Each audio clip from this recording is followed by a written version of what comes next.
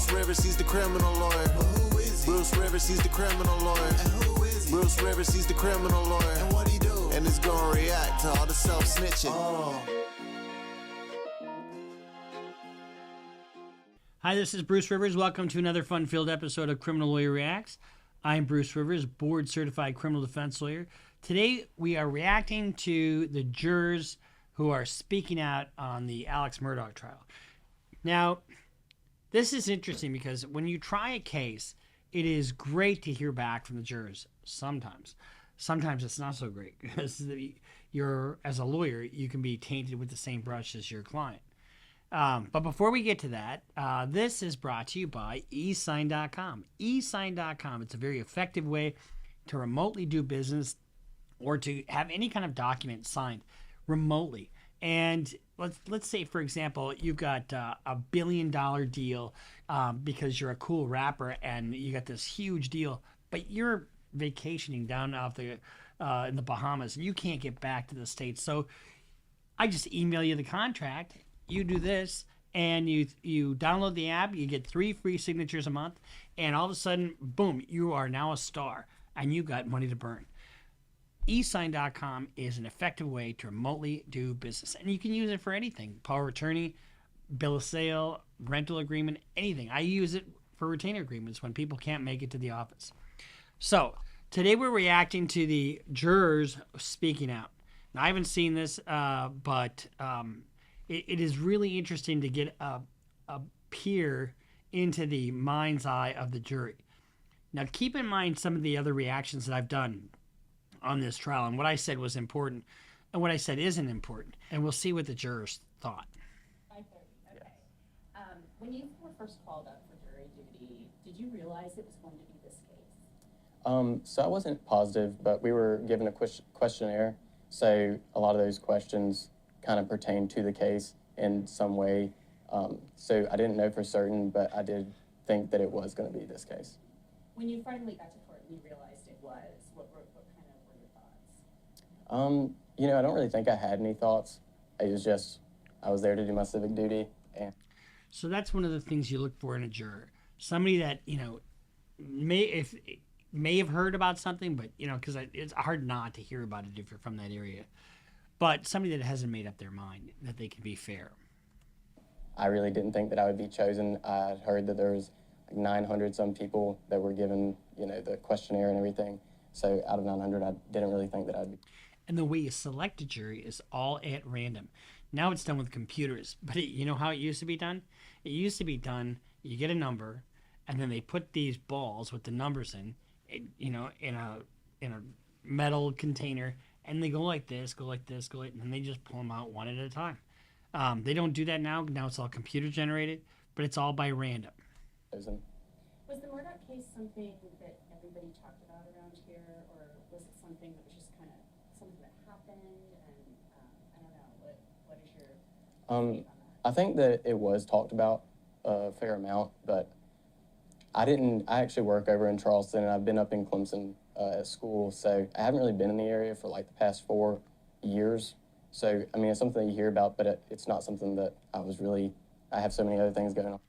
So that's a reasonable explanation as to why you haven't heard about it too much. But if you're in the area and somebody says, I have never heard anything about it, it's kind of a suspect answer. And so you might think, oh, this person really wants to get on the jury. It's not something that I dedicated a lot of my time talking about or paying attention to. You said you went to Clemson, is Yes. that right? Oh, okay. So you graduated? Yeah. Okay, can I ask how old you are? 22. Oh, okay. Oh my gosh. So you're... Now, that's another thing, the age of a jury. Age and education of a juror is something you look at. I'll never, ever, ever, ever, ever, ever, ever, ever, ever, ever have another lawyer on my jury. I've been screwed twice by lawyers, and I just won't do it. I just don't think they make great jurors. But younger, not as much experience. Older can be a little more jaded. Depending upon who the complaining witness is, if it's a young female or women can be harder on other women. But this is a homicide case, and I think people try to keep an open mind. Paul Murdaugh's age. Yeah, well, I would have been the same age as him in 2021 as far as whenever he passed away. That is interesting. He would have been the same age as Paw. That's a tricky decision because if would he so identify with somebody that age that he couldn't be fair? So let's talk about the verdict. We've heard reports. You guys deliberated for 2 hours and 50 minutes. I went upstairs last night to figure out what was going on, and somebody said, "Yeah, we asked them if they wanted dinner, and they said no, we'll be done in 10 minutes." So 2 hours and 51 minutes. That is not a lot of time to go through everything that you needed to go through in a 6-week trial. But by then you've seen all the evidence. You've processed it in your head. You've given this a lot of thought. So it really doesn't surprise me that this has, that the deliberations were that fast. It went fairly quickly for a 6-week trial. Can you take us inside the room a little bit? Well, I will say that whenever, we had asked if we wanted dinner, we were actually rounding up our last few questions that anybody had. So it wasn't that we already had an answer. It was more so that we knew that the questions that we had answers to. We just wanted to talk through them and make sure they made sense. Can I tell you something? I can't tell you how many cases I have had where all of a sudden it's either lunch or dinner. They get their free meal and then you get the verdict right afterwards. So we just needed that extra 10, 30 minutes. I think it was about 30 minutes that we actually took. And it wasn't that, we had already had the decision, but So they basically had their verdict within 2 hours and 10 minutes. We were right there at it. So the whole 2 hours and 50 minutes, what went on, in the beginning, just going through the instructions, or? Well, we had a pretty good idea of what the instructions were just because the judge read them to us. But I would say when we first got in there, what he's talking about there, when you have a case that's going to a jury, the judge gives you a list of instructions. It lists out what the law is, what the elements of each crime that he's charged with are, and all the different parameters how you view the evidence. They're the judge of the facts, so it gives you the definition of reasonable doubt, presumption of innocence. It also gives you the definition of burden of proof, credibility of witnesses, duties of the juror, and all the elements of the crime. So so those are the framework that they have to work within, and the fact that they were going through those, and that they knew them, tells you that they took the job seriously. What was important to us was just to see where everybody was at and make sure if everybody was on the same page. Maybe we just need to talk through things, make sure that it all makes sense to everybody. And keep in mind, it has to be unanimous. It has to be unanimous, either guilty or not guilty. Anything less than a unanimous verdict is a hung jury. But we did have a few that weren't on the same page, so we did an anonymous vote at the beginning just to see where everybody was at. And once we found that out, we kind of just opened the floor for anybody, whoever had questions, and then we would talk through those. We had the evidence in the other room. So if we had questions regarding a certain thing, we were able to refer back, and we just went one question at a time. We didn't want anybody to not be able to say anything, so we did take turns speaking, so nobody was talking over anybody. If anybody left, we made sure to wait until they could come back. We didn't want anybody to be left out or anybody to miss any piece of information. That shows you that they're working together and they're being respectful of each other. I've had situations where somebody would be yelling at other people in the jury room. So it sounds like they were working together pretty well. I think that's all. Yeah. So it doesn't sound like it was contentious at all. I think more so than somebody being dead set on one thing or the other. We all, I think, were very good in taking all the evidence and not jumping to any conclusions, but rather taking all the evidence and seeing where it led us. Whenever we got to the end and there were some people that weren't convinced, I don't think it was so much that they knew that he was not guilty as they just weren't sure yet. They might not have known answers to certain questions. So if you don't have to be sure somebody's not guilty. That is kind of like burden shifting. They have to be sure that he's guilty. Otherwise, there's doubt. And whether it rises to the level of reasonable doubt is a question. That's when it really took that 2 hours to kind of walk through something they might not understand, go back to the evidence, go back and see what somebody said about something, and answer those questions for those people. Like I said, it wasn't that they knew that he was not guilty, but they just weren't sure, and they needed the answers to those questions, and we were able to get those. So it was like a 9-3 vote, the first vote? Yes, it was. Okay. And then slowly, how many votes did you take? We took one at the beginning. We, like I said, went through all the questions that anybody had, and then at the end we took another vote. And we not only took that other vote, but we went back through beginning to end about all the details and the facts, just to make sure that, you know, somebody's story didn't differ from somebody else's. We were all pretty sure that we knew what had happened, and we knew who had pulled the trigger. So then we took a vote at the end, and then we took a moment to gather ourselves. We wanted to make sure that everybody they knew what they were going to say as far as what they thought and what their vote was going to be. We didn't want anybody to have any questions. So you start out with 9-3, and then it doesn't sound like there's a whole lot of voting going on, but just anybody who has any questions. It sounds like a pretty cooperative process that they went through. And there's no rhyme or reason to how you deliberate. It's all how they decide as a group to do that. So let's shift gears to another set of jurors. Joining us now are jurors James McDowell, Gwen Jennerette, and Amy Williams. Good morning to all of you. Good morning. Thank you for being here after an ordeal, a 6-week ordeal. You did your jury service, your civic duty. You're here this morning. How does it feel when you realize all of the attention? You knew it was a high-profile case. Did you understand how many people across the country were watching this? I don't think it ever really, hit that it would be this big. Yeah. How do you guys feel? Same. Yeah. I didn't think it would be this big. Me either. When you saw the cameras outside the courtroom, though, I mean... That's when I realized. That's the other thing about being a juror. When you're in a high-profile case, you lose your anonymity a little bit because the reporters will track you down. And it also, 6 weeks out of your life. What do they get? Maybe $15 a day for, their inconvenience. And it really puts your life on hold. This is a big ordeal, yeah. What have people said to you just in the last few days? It's a small town. Did they realize, you guys have been on the jury? That's another thing.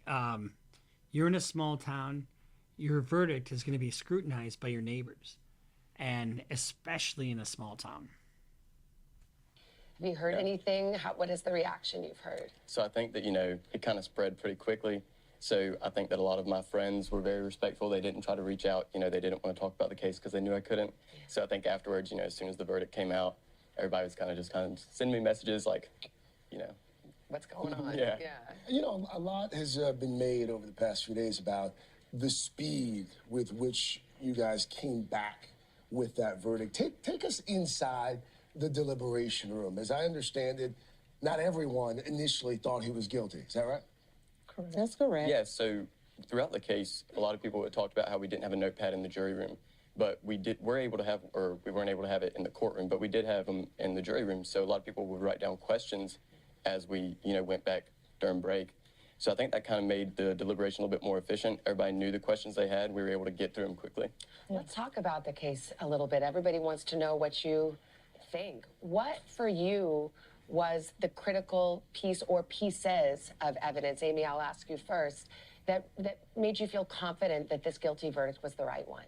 Well, the witness testimony was very believable, and the kennel video definitely played a major part in his testimony. Yeah. Yes. Murdaugh's His testimony in the video. And the other testimony. See, when you have all these other people testifying who don't really have an axe to grind with anybody, and you couple that with the video, and then him lying about it in his own testimony, I just don't know how he overcomes that. Yes. What about when there was throughout the trial, there were a lot of witnesses saying, that's him, that's his voice. When he got on the stand, Gwen, and said, yeah, that was me. What did you think? How did that strike you? Well, first of all, I couldn't believe that he was taking the stand. And when he got on the stand, I was like, okay. So it was him. I don't know him, so I never, knew his voice, but I realized it was him. And in the kennel video, that just kind of sealed the deal. Do you think he should have taken the stand? No. What about you, Amy? No. See, I mean, it didn't help him at all. And there's just, when you have somebody that's such a pain in the ass like Alec Murdaugh, and who knows better than anybody else, how to do anything, but it's his decision. It's not the lawyer's decision to put somebody on the stand. It is the client's and the client's alone. And help himself. No. If I was him, I don't think I would have, but I think that he believes that he's so convincing that he felt like that was his, last resort. And as a lawyer, you had to try to put yourself in the mind's eye of the jury. You have to sit there and think, what are they thinking now? And, you saw Alec get beat up in this case badly. And now you know that they think they didn't believe a word he said. The financial crimes, when the state introduced all of that evidence about the past financial crimes and the money he'd stolen from clients, the money he'd stolen from the firm as well, did that impact your decision at all? Did that make a difference? Well, we could only consider it as part of the motive. It helped showing that he was very convincing and manipulative, and so it made sense. Let's talk about his testimony a little bit more, because he was very emotional. People watching from the outside thought, maybe this will be compelling to jurors. Did you believe him? Did you believe his tears? Did you think he was crying? Some other jurors have said they didn't buy it. What, you're shaking your head. No, I didn't think he was crying. He turned it on and off. Yeah, it wasn't genuine. Do you think he hurt himself by taking the stand? Did he make it worse? I think he did. Yes. Why?